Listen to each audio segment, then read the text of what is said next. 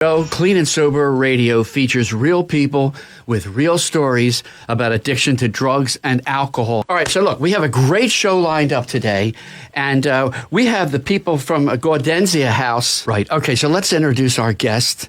Our other guest, and I want to say this, Kristen Paris is with us, and you are the reason that we all do what we do.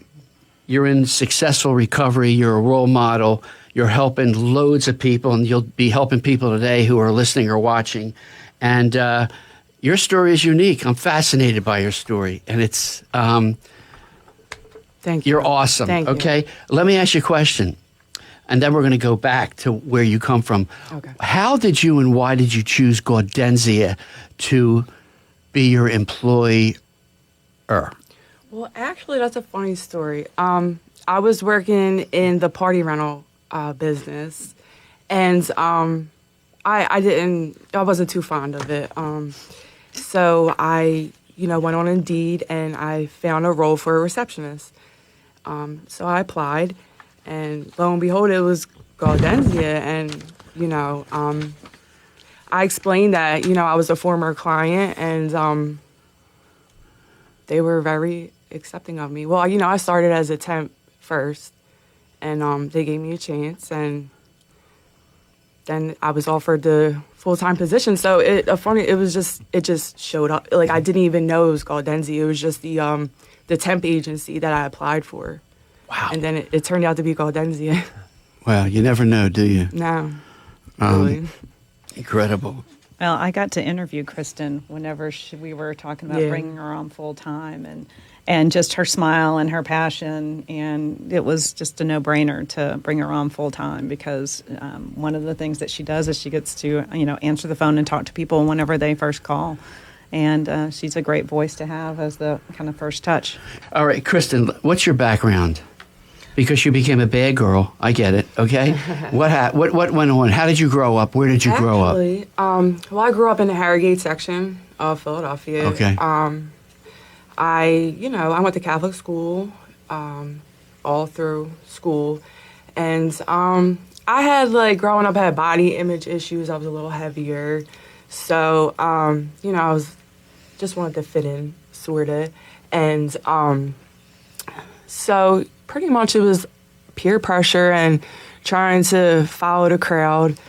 And before I, knew it, because, I did have good family, you know what I mean, behind me. It was just the choices that I made. Yes. And, it was just, a lot of just insecurities in myself. How old were you when you started using? I was about in 8th grade when What was it? It was alcohol. And, we used to go around looking for an adult to buy us alcohol, way outside a bar or something. Of course, yeah. And then, it just progressed from there. It went to, marijuana, pills, and then just, before I knew it, I was a full-blown addict. What kind of pills were you taking? Opiates, Percocets and Oxycontins at the time. Did anybody in your family, were they supportive enough to say, hey, you need help, you got to stop this? Oh, absolutely. My mother, she's a addict as well, recovering addict as well. She has time clean, and, so it wasn't something new in my family. Addiction runs in my family. I had an uncle who overdosed and, things like that. So it wasn't new. So as time went on, they started to see the signs, you know what I mean? And, my dad, he was, devastated. And, I went to a juvenile, because I was 17, and I went to a juvenile facility in Pittsburgh through the courts. And, my dad told him, she needs help, And, so. Do you have any siblings? I do. I have two brothers. Addicts? No, they're not. I guess, they learned from me.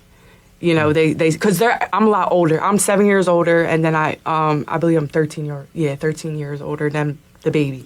When did you first cross that line where you started thinking this is out of control? Where was it something where it was like you were in denial for a long time, or when did it first really start to really hit you that this might be a problem? So it first really hit me. I was in Little Flower. I went to Little Flower, and it was like a group of girls, and we were like a little clique, and we all started doing pills together, and I was doing them, and then all of a sudden one time I didn't do it, and I started to feel the withdrawal.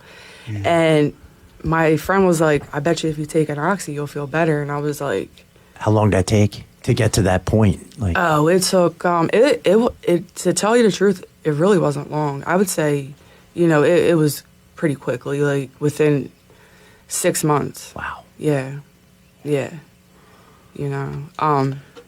because at first it's not like an everyday thing, you know what I mean? You start off as a weekend warrior, I call it, and then, it progresses. And when it progresses quickly. And we got a lot of people watching. Judge Christopher Maddox is watching. Zachary Cooper, Kathleen Moonchild, Kathy from Family Gang, it must be an inside thing.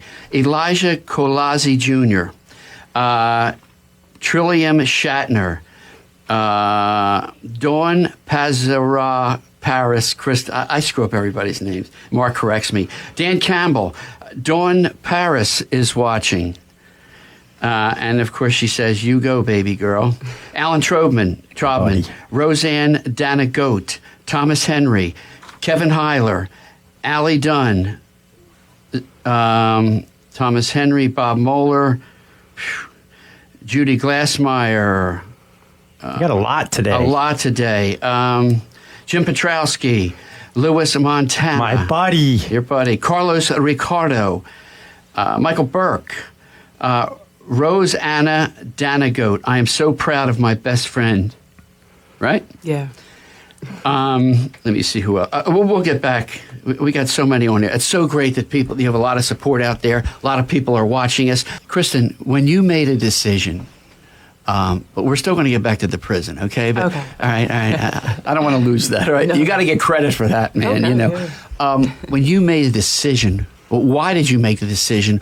Can you remember when you said, you know what? I've had enough. I need help. Absolutely. Well, I remember praying to God, like, God, please take me out of this misery. I just can't do it anymore. It's like, it's like you're fighting, like you want to go get help, but it's, it just keeps you going, keeps you chasing pretty much. And I got arrested. And to be honest, my son's father, he caught endocarditis, and, he... And just for the listeners, endocarditis, inflammation of the heart, which can be very serious and sometimes deadly. Yeah, especially with the drugs they have out today. I have seen a few people get this endocarditis, and they wind up continuing to use. You think you're invincible. You don't think it's going to happen to you. And this all happened while I was in prison. And, when these new drugs came out with the fentanyl and the tranq, I noticed a shift in the drugs, and, I knew something wasn't right. I think everybody knows what fentanyl is. Tranq is xylazine, which is basically an animal or horse or elephant tranquilizer, which, when taken, your skin comes off. It can be amputation. I mean, a lay person would say, why in the world would anybody take it, right? But an addict would say, bring it on. I want to. The thing about it is you wouldn't even know it. You think you're getting it's in pills, marijuana, everything. So you think you may be getting one thing, and here, they're spraying it, or I'm not sure how they're doing it, whatever. But it's in everything. So, and it doesn't even have to be injected. You smoke it, take it. It's going to them sores. And I see, and that's why I believe a lot of people are getting this heart infection. But that's what really woke me up. What was the What were the charges first time? I'm assuming you were arrested several times, right? Yeah, possession and distribution or no? I do have it, possession with the intent to deliver in Montgomery County, selling pills, and that's what led me to Muncie, State Correctional Facility, Muncie. And that's a women's correctional facility. Yes, state prison. Yeah. How was that experience? It was really like a wake-up call. I couldn't believe that I was in state prison. You know what I mean? Like, I went to Little Flower Catholic High School, for girls, and you know what I mean? Like, I just couldn't believe it, that my life came to that. How long were you there? The first time I was there, I believe, like 15 months. Wow. The second time, I went back because I was at Gaudenzia, and when I was at Gaudenzia DRC, to be honest, I wasn't a model client, you know what I mean? And I kept getting sanctioned because I was in a state intermediate punishment program. You were court remanded to Gaudenzia. Yeah. So if you decided to leave or you had any infractions, you're going back. Correct. Right? Correct. And that's what happened several times. And, the last time I finally, I had no more. I walked off my time, so it was like I was done, and I did catch an escape charge, but I beat it, thankfully, and that's. How long ago was that? This was it'll be 4 years ago, September 29th. So let's not talk about that, right? Right. Okay, all right. Statute. Okay. Well, it's amazing that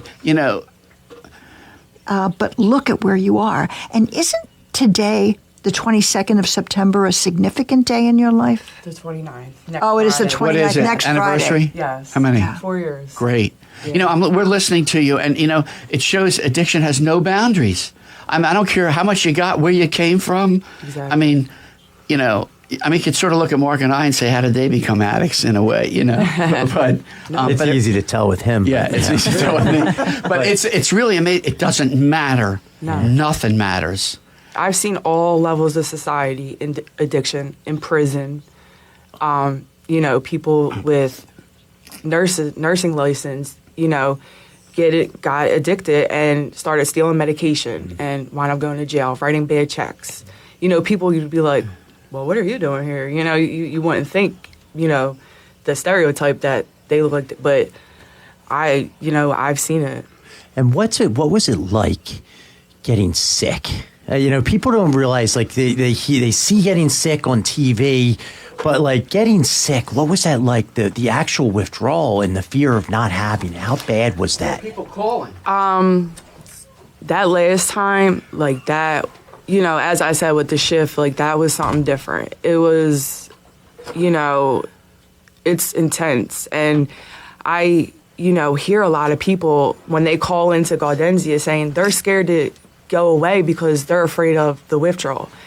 And I try to explain to them, like, I understand what you're going through, but what's, just you'll go, you'll get, the treatment that you need. What's this little bit of time as opposed to your whole life? Like, you have the chance to change your whole life. And because I understand, that last time it was, it was intense, and the jail wasn't equipped, to medicate us because, at that time it wasn't happening. I know now sort of things change, you know what I mean? They are doing more for the inmates, but, I've not even myself, like other inmates, like, they have a really hard time for that, like first couple of weeks. They can't sleep, can't eat, jumping out of their skin, hallucinating. I've seen in recent years a lot of hallucinations when they're, withdrawing. Even myself, If you're welcome to the show, Elijah. Hello, Elijah. Hello. I just want to say, because I like what you guys are doing, and shout out to my big sister, Kristen. Her story, she changed everything and changed her ways. It's great to hear. Great to see her on the radio. That's right. Can you turn your radio down, please? Yes, sorry. Can you turn your radio down? You sound good in feedback, Eric. That's good. Hey, Elijah, thanks so much for the call, and we really appreciate it, and best of luck to you.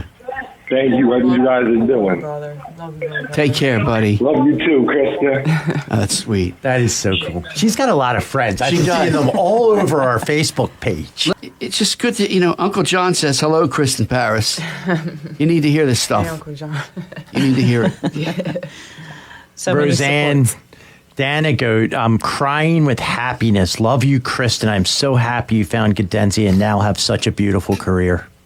Yeah, it's good I'm stuff. like, I know. I don't want to tear up because, but I did. I always had a lot of support, and I just want to thank you guys. From my family to my significant other, Austin, my brother, like everybody, my mom, grandparents. My grandparents helped raise my children and they were in their 70s. That's hard, man. Yeah. And, now my grandpa told me, he's like, now, you're the most trusted one. And, to hear that, Yeah. is just, I'm like, wow. But it's because of them and everybody that I have surrounding me that, that's why I keep fighting And because. it's so important to have people around you. Mark and I talk a lot about isolation, and that's a killer. So to have a support system is Yeah. invaluable. It definitely is. And it's a shame because, a lot of people are alone in these programs, you know what I mean? And all they have is the Gaudenzia staff. I made a lot of connections when I was in Gaudenzia with this staff that I continue to, talk to still to this day. And, it's just, if it's not the family, we need support within the program and even outside the program, you know what I mean? As you go on, so on and so forth, to the inpatient, outpatient, meetings, whatever the way you continue to this journey of recovery, stay connected because they say that this is the only disease you could talk away. And I'm not going to say it's easy, you know what I mean? Because there was many times where, I fought. And, if it wasn't for, Austin or my mom talking it out and, them saying like, look how good you're doing now. Come on. You know what I mean? Like early on in recovery, when I started, even all the way up until like 1 year, you know what I mean? It's like you need that support to keep you going because if not, once you start isolating and get in your head and get in your thoughts, you're just gonna continue to fall back. So where's aftercare is key, right? Yeah. Listen, guys, I hate to do this, but we're at the hour. I mean, we're going to come back. Pat Shiraki, it's a I can't believe I'm here interviewing Pat Shiraki. It's really weird, but you're giving back, and you're a fabulous person. And I got to tell you something, Brandy Ernst and Kristen Paris, thank you for all that you guys do. And you're welcome back here anytime you want. Thank you so much for lifting the veil on these conditions and lifting the stigma away because there's hope and they can begin recovery. If you're listening, you can begin recovery today. And we always say, Pat, there's no drive-thrus and there's no delivery services for recovery, but it is out there.